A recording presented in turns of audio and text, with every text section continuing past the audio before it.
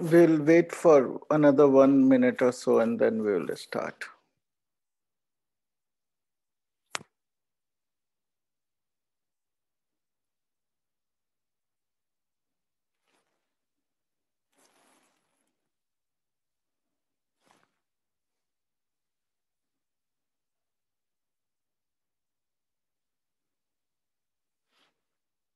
Please switch on your videos in the meantime.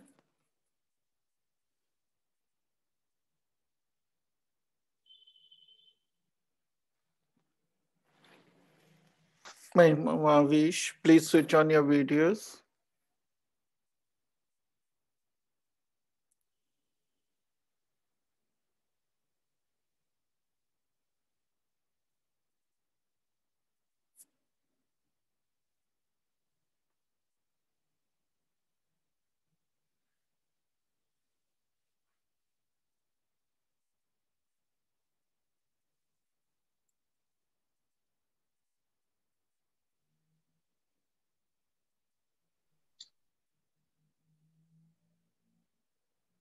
Anshul, please switch on your video.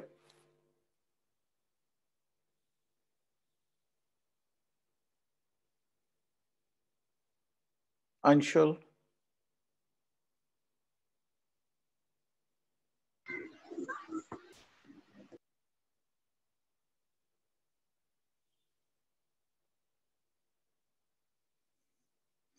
I'm going to start now. Anshul, Anubhav, switch on your videos.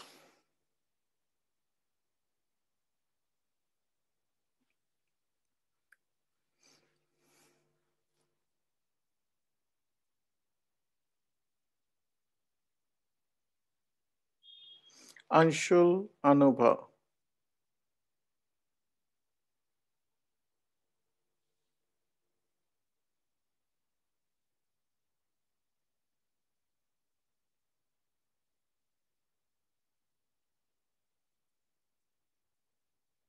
Anshul video on करिए.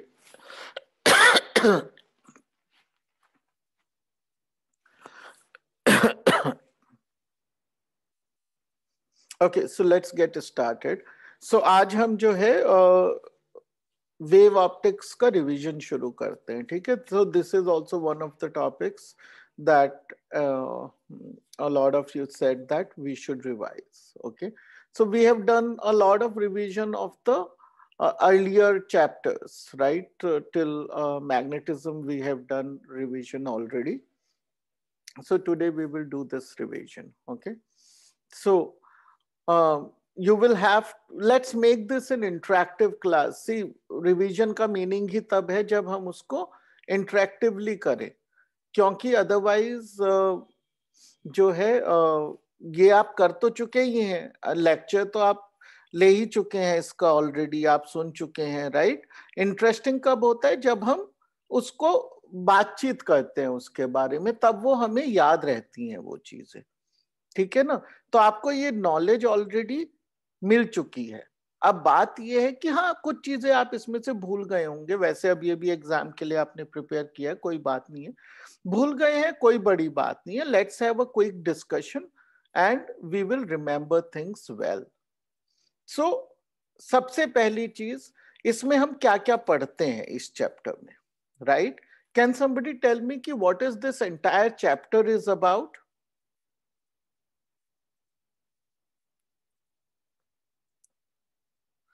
Wave optics.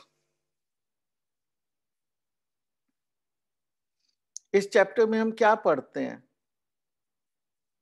somebody, बेटा आप बड़ी class में आप. Scattering of lights, spectrum वगैरह. हाँ, तो हम वो चीजें पढ़ते हैं. देखिए, लाइट जो है ये इसकी जो नेचर है इसके ऊपर बहुत डिबेट रहती है, राइट? कि आखिर लाइट है क्या?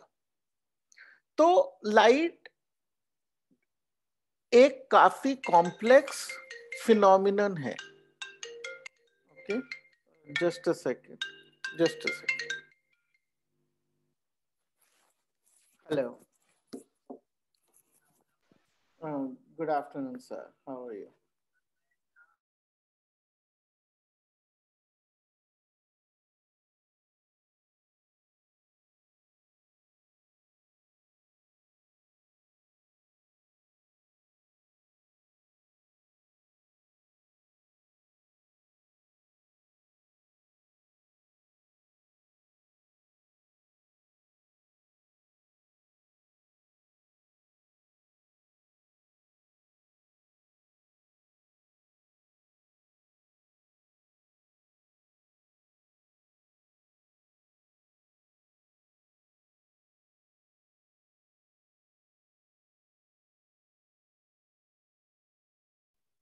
ओके, हाँ स्टूडेंट्स गिव मी 1 मिनट, मैं अंबास्ता सर को ये लिंक भेज रहा हूँ दोबारा. Okay, just give me 1 minute.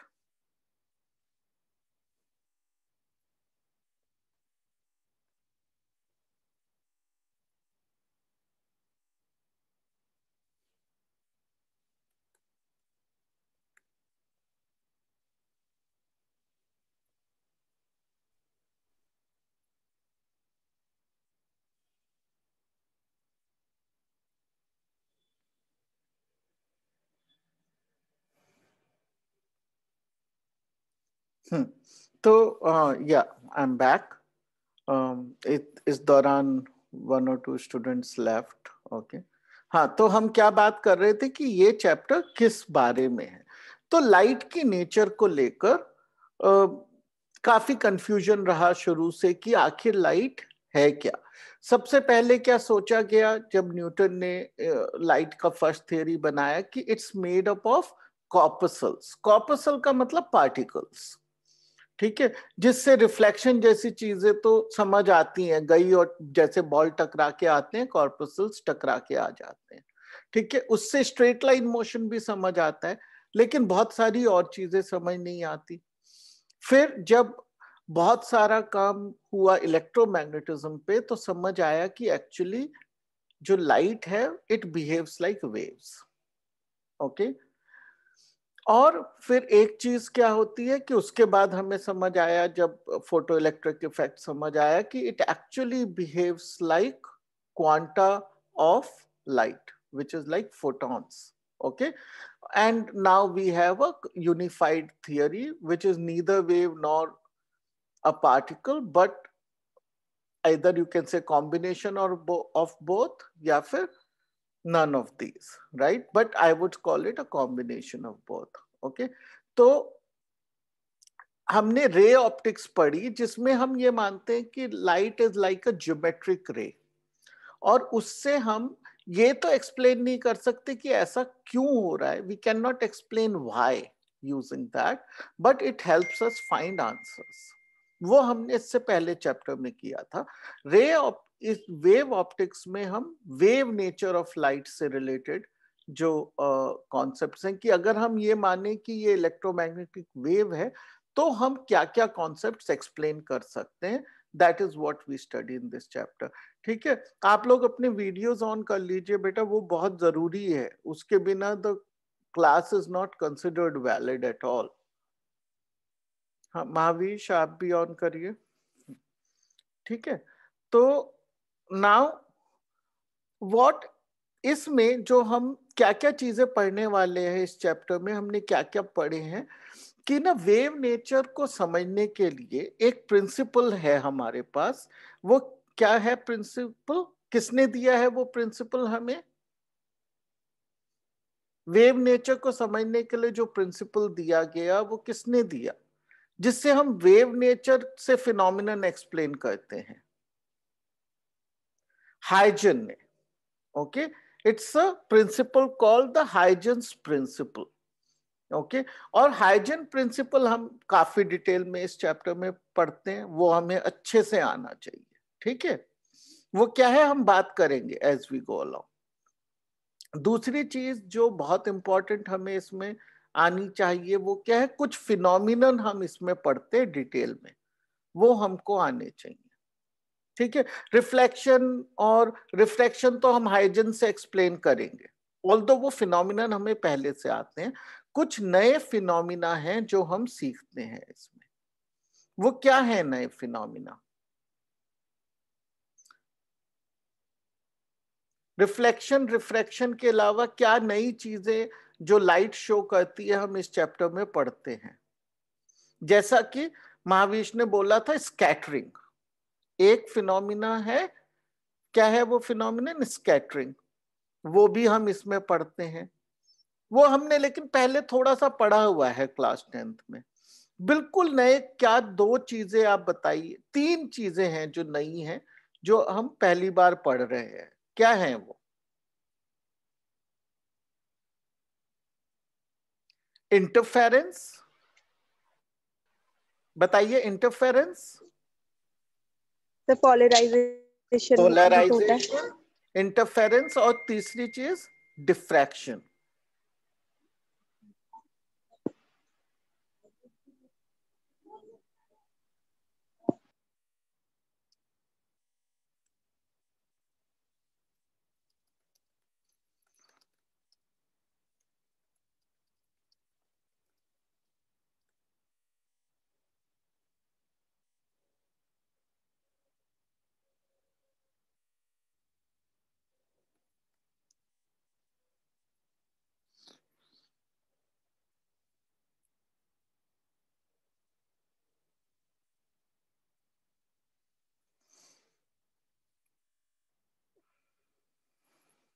हाँ, तो अब जो है हम एक एक करके चीजें करना शुरू करते हैं। इसमें सबसे पहली जो इम्पोर्टेंट, जो काफी बड़ा पार्ट है चैप्टर का, वो है हाइजेंस प्रिंसिपल से रिलेटेड। ठीक है, तो हम हाइजेन प्रिंसिपल पे आते हैं। उससे पहले कुछ बेसिक कॉन्सेप्ट समझते हैं कि वेव फ्रंट क्या होता है।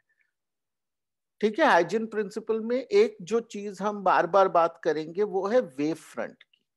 तो ये क्या कॉन्सेप्ट है, वेव फ्रंट किसे बोलते हैं? हमें वेव पता है क्या होती है, ऐसे मान लीजिए एक डिस्टरबेंस है, इसको हम वेव बोल सकते हैं। तो ये वेव फ्रंट क्या होता है लेकिन?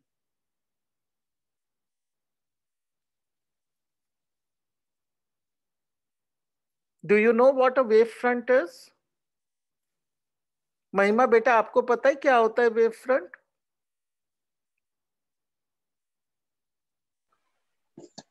Sir the imaginary representing lines जो होती हैं, वेव्स जो होती है कॉरेस्पॉन्डिंग पॉइंट्स पे, वो वेव फ्रंट होता हाँ, है। Very good.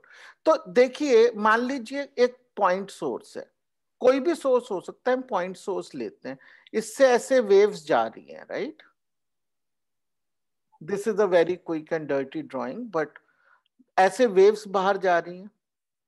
अगर हम वो सारे पॉइंट्स ज्वाइन कर दें जिसमें कि एक ही फेज है, so all points oscillating with the same phase, the locus of all the points which are have the same phase will be called a wave front. ठीक है ना? तो इसको बोलते हैं wave front. What shape can a wave front take? Give a few examples. So wave front के कुछ shapes के example दीजिए जो हमें पता होने चाहिए, common shapes जो हैं।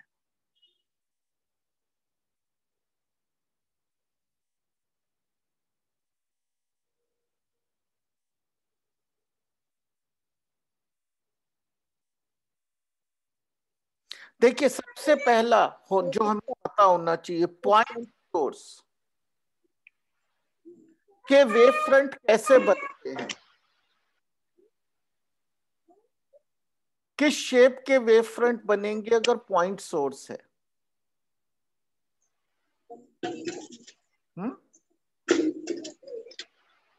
Sir wave fronts spherical wave fronts होती है, very good, cylindrical wave front, spherical ring wave. होंगे। अगर पॉइंट सोर्स है तो स्फेरिकल होंगे। Source at infinity, source at infinity पे अगर है सोर्स, तो वेव फ्रंट की क्या शेप होगी?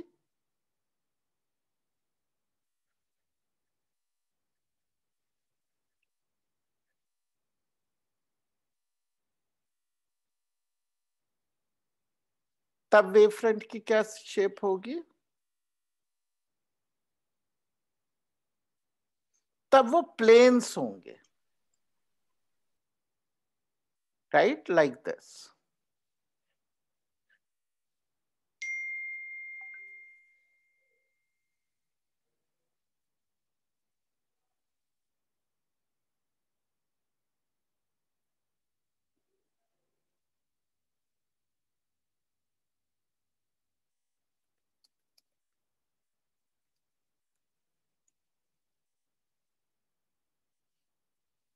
ठीक है, अब एक और मैं आपको एग्जाम्पल देता हूं, ऑल्दो इस चैप्टर से रिलेटेड नहीं है, कि जैसे मान लीजिए ये एक पॉन्ड है पानी का, इसमें आपने एक छोटा सा पत्थर ड्रॉप कर दिया तो वेव फ्रंट बनेंगे। तब वेव फ्रंट्स की क्या शेप होगी?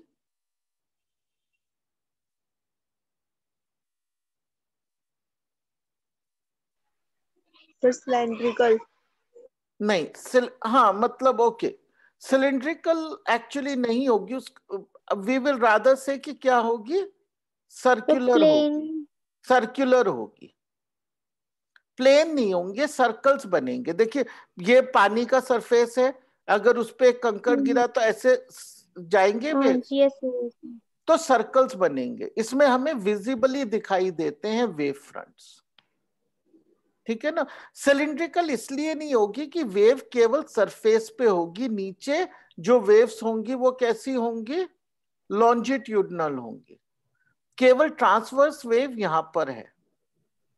तो लिक्विड्स में जब साउंड वेव बनती है सरफेस पे ट्रांसवर्स बनती है, बल्क में लॉन्जिट्यूडनल बनती है, तो वो अलग कॉन्सेप्ट हो जाएंगे दोनों में, ठीक है। इसलिए मैंने इसको सर्कुलर कहा है।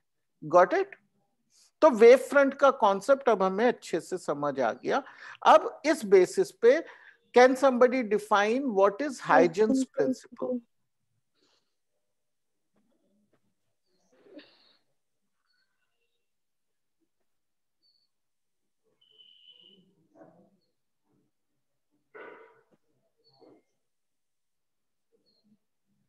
क्या है हाइजेंस प्रिंसिपल?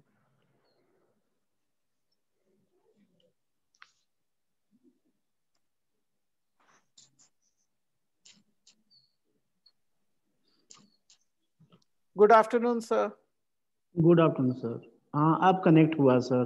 हाँ पता नहीं क्या इश्यू था, वेरी हाँ स्ट्रेंज। हाँ हाँ हाँ, वो नेटवर्क का ही होगा, इस साइट का कुछ हो जाता है, उसमें क्या कर सकते हैं। हाँ हो जाता है नेटवर्क्स का, यू नेवर नो।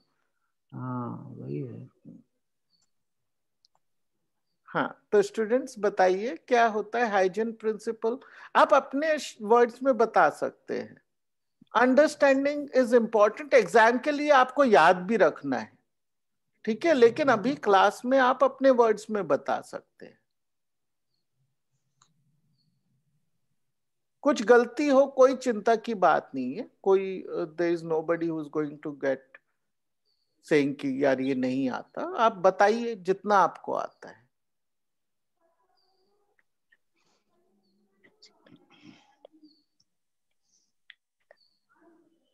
क्या होता है हाइजीन में, क्या प्रिंसिपल? हाँ हाइजीन प्रिंसिपल्स जो होता है, जो लाइट लाइट जो होती है सर उसको ही एक्सप्लेन नहीं करता है, बस जो रिफ्रैक्शन एंड रिफ्लेक्शन भी होता है उन सबको भी एक्सप्लेन करता है। और जो साउंड वगैरह होते हैं इन सब के लिए भी वर्क करता है। I hope so. तो लेकिन वो प्रिंसिपल है क्या, वो बोलना क्या चाहते हैं इसमें, क्या है ये सिद्धांत?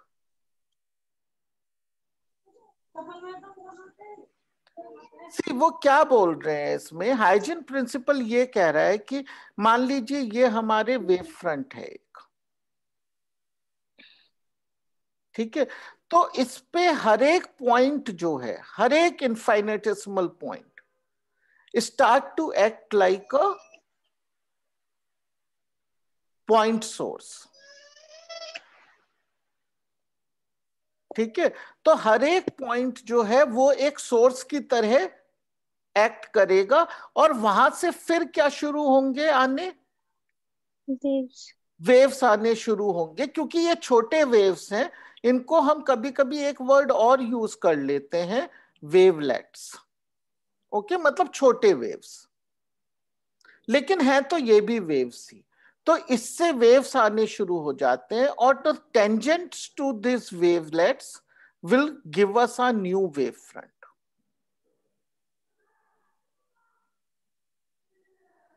ठीक है ना। फिर ये वेव फ्रंट मिल गया तो इस पे भी जो है, जो पॉइंट्स हैं वो क्या करना शुरू करेंगे, पॉइंट सोर्स बन जाएंगे, और उससे भी वेवलेट्स आएंगे। उस पॉइंट सोर्स के वेवलेट्स स्फेरिकल होते हैं, तो इनसे हमेशा स्फेरिकल वेवलेट्स आते हैं, और इन पे के ऊपर टेंजेंट हम बनाते हैं, सब पे कलेक्टिवली हमें अपना नया वेव फ्रंट मिल जाता है, ठीक है ना। तो ये principal is known as the Huygens principle. Understood? तो now as you were trying to explain Mahavir कि अब बताइए कि क्या क्या चीजें हैं जो ये एक्सप्लेन करता है इन केस ऑफ लाइट, और कौन सी कोई एक चीज बताइए जो ये एक्सप्लेन नहीं कर सकता ये प्रिंसिपल। क्या क्या ये एक्सप्लेन कर सकता है इफेक्टिवली फॉर अस? ये रिफ्लेक्शन को कर सकता है एक्सप्लेन? यस, है ना? तो रिफ्लेक्शन को, हाँ रिफ्लेक्शन को, साउंड वेव्स को, हाँ रिफ्रैक्शन को, रिफ्लेक्शन को, सबको कर सकता है। ठीक है, इंटरफेरेंस, ठीक है, डिफ्रैक्शन, क्या ये डिस्पर्शन को कर सकता है? डिस्पर्शन तो नहीं करेगा। डिस्पर्शन क्या होता है ये?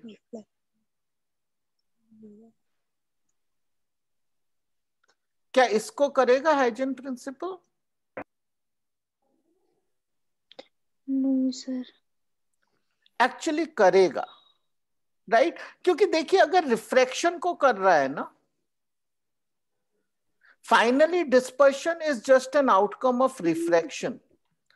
रिफ्रैक्शन अलग अलग वेवलेंथ्स का अलग अलग होता है। क्यों? क्योंकि उनकी स्पीड अलग अलग मीडियम में अलग अलग होती है, ठीक है ना? So the concept that the speed changes in a different medium is a concept which is not related to Huygens principle। वो तो है, एग्जिस्ट करता ही है।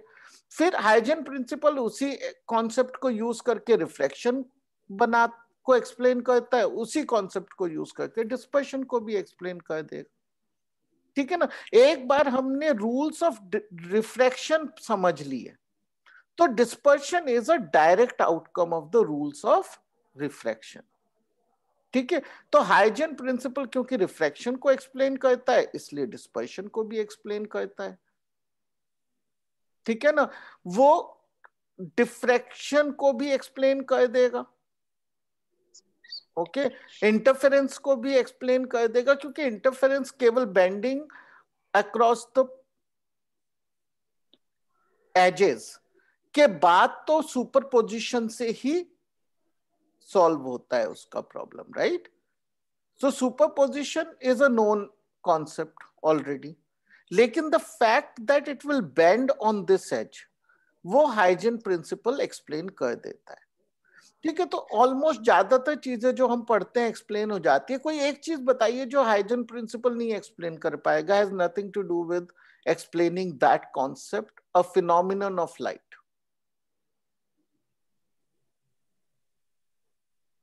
Photoelectric effect, for instance, right?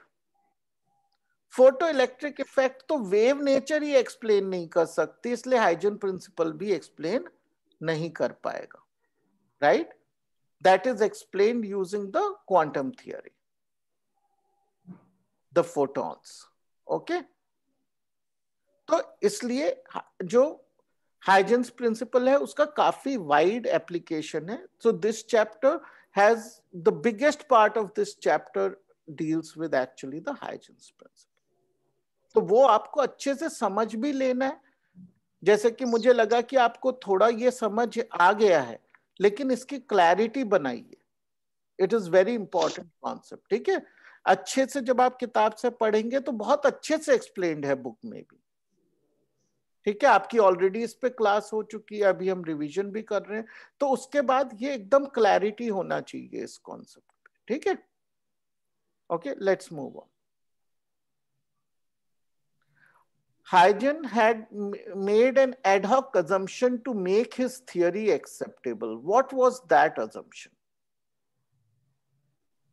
Actually, there was a problem with Huygens' hypothesis, right? कि उसने जो hypothesis बनाया पहले, उसमें एक बड़ा issue था, जिसको वो उस समय एक्सप्लेन नहीं कर पा रहा था, and he used an ad hoc assumption to explain that. तो उन्होंने क्या ad hoc assumption use किया था उस समय?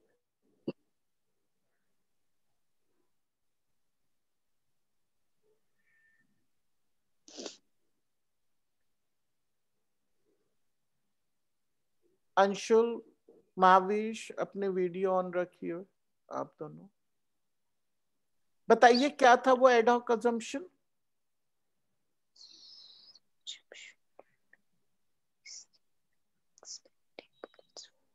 देखिए क्या है हाइजन प्रिंसिपल की, ये एक हमें वेवलेट मिल गया, इस पे हर एक पॉइंट क्या कर रहा है, पॉइंट सोर्स की तरह एक्ट कर रहा है, वेवलेट्स बनाए, ठीक है, और इन वेवलेट्स पे एक टेंजेंट बना दी तो हमें नेक्स्ट वेव फ्रंट मिल गया। ये है हाइजन्स प्रिंसिपल। इसमें क्या प्रॉब्लम है?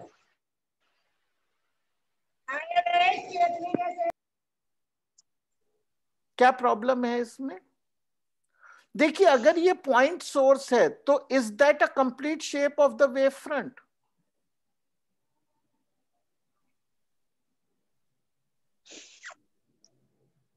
क्या वेव फ्रंट की शेप होनी चाहिए स्फेरिकल में?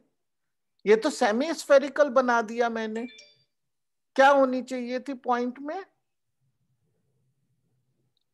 स्फेरिकल होनी चाहिए थी ये। लेकिन अगर ये स्फेरिकल होती इसका मतलब ये है कि वेव आगे भी जा रही है पीछे भी जा रही है सेम टाइम पे, राइट? लेकिन ये हम किस वेव की बात कर रहे हैं? प्रोपेगेटिंग वेव की बात कर रहे हैं। हम बात कर रहे हैं उस वेव की जो एनर्जी ट्रांसमिट कर रही है। स्टैंडिंग वेव तो है नहीं है, तो ये दोनों डायरेक्शन में तो जा नहीं रही है। तो अगर हम हाइजन प्रिंसिपल के वर्डिंग्स पढ़ें तो वो बोलता है कि every point acts like a point source, and if it acts like a point source तो उसका मतलब उससे जो वेवलेट आ रहा है वो पीछे भी जा रहा होगा। But that is not what is happening in real life. So what assumption did he make to solve this problem? He made an ad hoc. Ad hoc का क्या मतलब होता है वैसे? कोई मुझे ये बता दीजिए तब तक, ad hoc वर्ड का क्या मतलब होता है?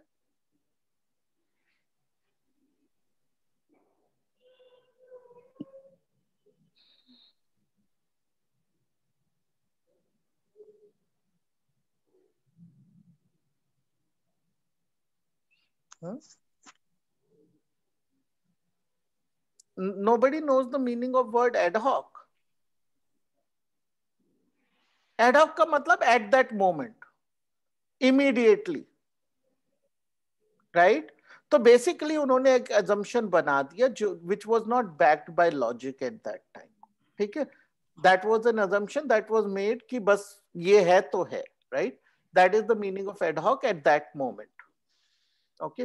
तो वो क्या assumption था बताइए? ये पीछे के, ताकि ये पीछे की वेवलेट्स हमें परेशान ना करें, इसके लिए उन्होंने क्या assumption बनाया?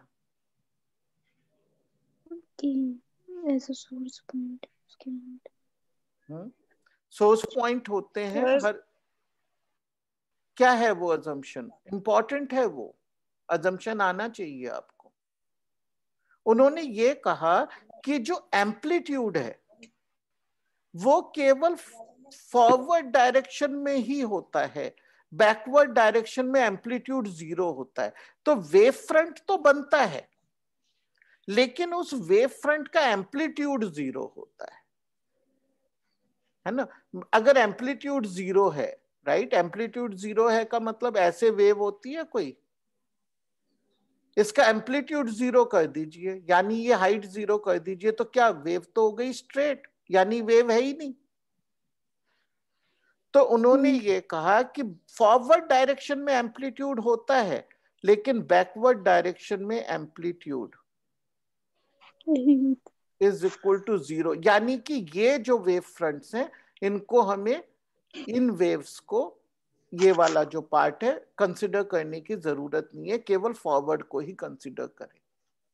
और केवल ये सेंटेंस बोल देने से उनके उनका जो प्रिंसिपल है वो बहुत सारे फिनोमिना को एक्सप्लेन कर पाया, ठीक है? तो इस तरह के अजम्पशन को एड हॉक अजम्पशन कहते हैं क्योंकि इसका कोई लॉजिक नहीं है। क्यों हो ऐसा वो उन्होंने कभी नहीं कहा। उन्होंने कहा बस ऐसा मान लेते हैं तब मेरे प्रिंसिपल से सब कुछ एक्सप्लेन हो जाएगा, राइट? इसीलिए एक ये प्रिंसिपल है, लॉ तो नहीं है नेचर का, right? This is a principle, एक सिद्धांत है जिसके बेसिस पे हम बहुत कुछ एक्सप्लेन कर सकते हैं। Understood this assumption? अजम्पशन ये है कि पॉइंट सोर्स है, स्फेरिकल वेवलेट्स होंगे, लेकिन उनका एम्पलीट्यूड केवल फॉरवर्ड डायरेक्शन में होगा, बैकवर्ड डायरेक्शन में एम्पलीट्यूड नहीं होगा। Okay okay, let's move on to the next revision point. What is the direction of propagation of energy with respect to the wave front? ठीक है, अगर वेव फ्रंट्स मेरे ये हैं, ये मेरे वेव फ्रंट्स हैं, तो direction of propagation of light क्या होगी? एनर्जी का प्रोपेगेशन किधर हो रहा है?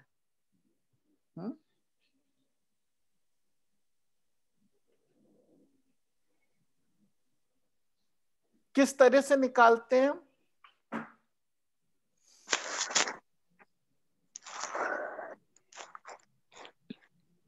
वेव फ्रंट को यूज करके डायरेक्शन कैसे निकालते हैं प्रोपेगेशन ऑफ एनर्जी की? It is normal, it's perpendicular to the wave fronts.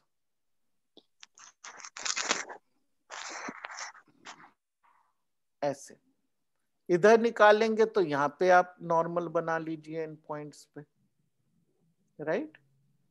तो ये हो गई प्रोपेगेशन की डायरेक्शन। उसी तरह से अगर हमारे पास पैरेलल हैं वेव फ्रंट्स, ठीक है, तो क्या होगा? ऐसे परपेंडिकुलर्स इस पे बनाएंगे हम, यानी कि पैरेलल रेज आएंगे इसमें। अंडरस्टूड? जैसा इक्विपोटेंशियल सरफेसेस में और फील्ड में हम करते थे, बिल्कुल वैसा ही है एनालॉजिकली अगर आप सोचें, ठीक है। लेकिन ये हमें पता होना चाहिए कि direction of propagation is perpendicular to the wave front.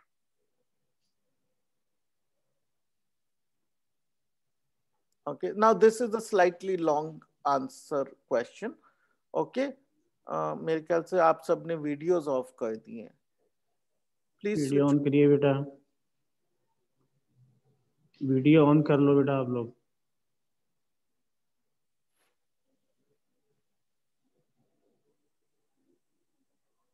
Please switch on your videos. Mahavish, Anshul, Anubha, video on रखिए बेटा। हाँ, Snell's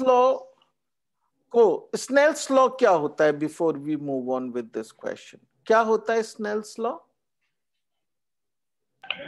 sir n is equal to sin I upon sin R। Yes, okay, तो इसको हम किस तरह एक्सप्लेन करेंगे? Based on Huygens principal.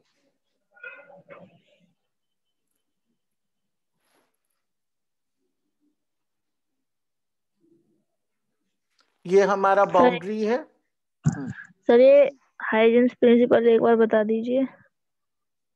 Huygens principal बेटा ये होता है कि अगर कोई भी एक वेव फ्रंट है, ठीक है, उस वेव फ्रंट पे जितने भी पॉइंट्स हैं, they act like a point source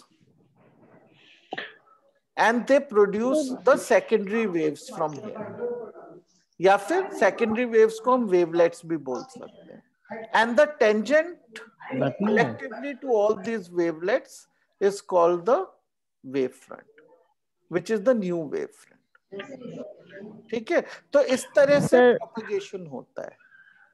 sir मेरी समझ में नहीं आया सर, ये पहली बात तो सर ये वेव फ्रंट नहीं आया, फिर आपने जो उसके बाद बोला फिर वो नहीं आया। हाँ, तो वेव फ्रंट मैंने आपको बताया कि मान लीजिए पॉइंट सोर्स है, इससे वेव्स जा रहे हैं, राइट? ये एक वेव है, ये दूसरा वेव है, हर एक डायरेक्शन में वेव्स जाएंगे। यस। तो इस पे आप ऐसे पॉइंट चूज करिए जो सेम फेज में है, राइट? यानी कि फेज का क्या मतलब है? वाइब्रेट कर रही है। यहाँ पे जो क्या चीज वाइब्रेट कर रही है, चलिए ये बताइए, लाइट में क्या वाइब्रेट करता है, क्या ऑसिलेट करता है? जब लाइट की बात। वेव्स। हाँ, तो वेव्स किस चीज के ऑसिलेशन से बनती है? जैसे साउंड में पार्टिकल्स ऑसिलेट करते हैं, तो साउंड लाइट में क्या चीज ऑसिलेट कर रही है? आखिर ये वेव बनी किस चीज से है? इलेक्ट्रॉन्स। क्या इलेक्ट्रो, क्या कहा बेटा आपने?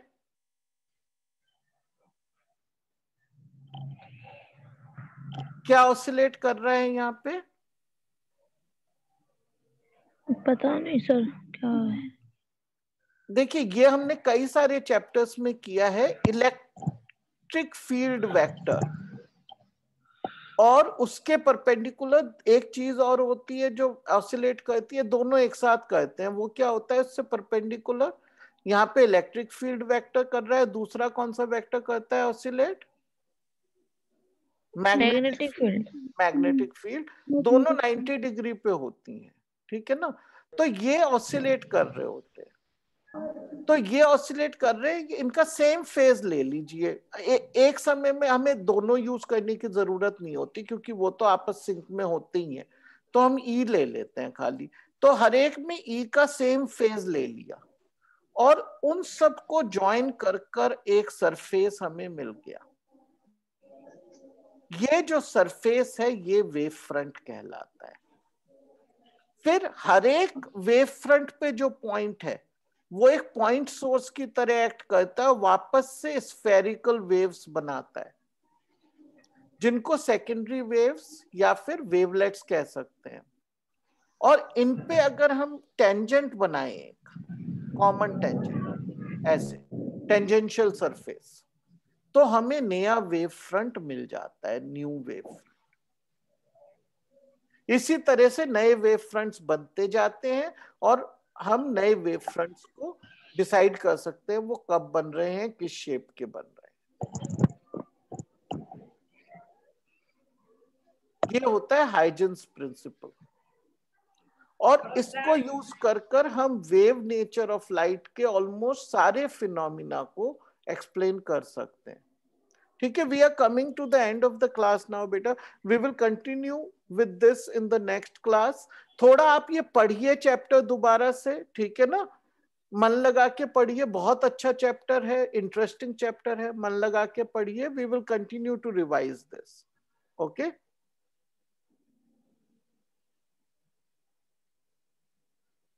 Okay, you promise to read Yes, sir. this and come back? Yes, sir. Okay, wonderful. Yes, sir. Okay, wonderful then. Okay, thank you. Bye bye.